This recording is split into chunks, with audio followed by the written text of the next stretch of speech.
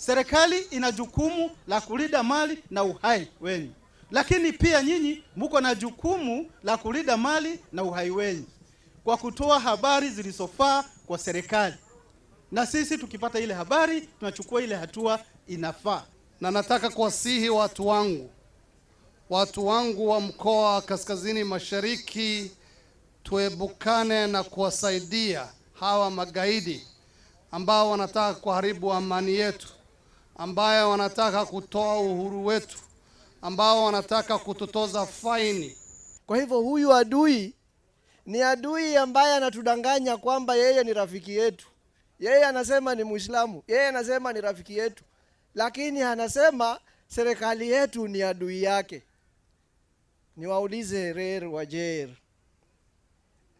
unaweza kunywa chai alafu useme majani ni haramu? Ni kusimama na askari zetu na pia kusimama na raia wetu, ndio tuweze kulinda nchi yetu tukifanya kazi raia na askari pamoja. That we will not allow Alshabab to make our county and our region and our country and any part of our country, an inch of our country, ungovernable. No, we will not allow it. I am sending a straightforward message to the leadership, rank and file of Alshabab, the terrorist group, that we will hunt you down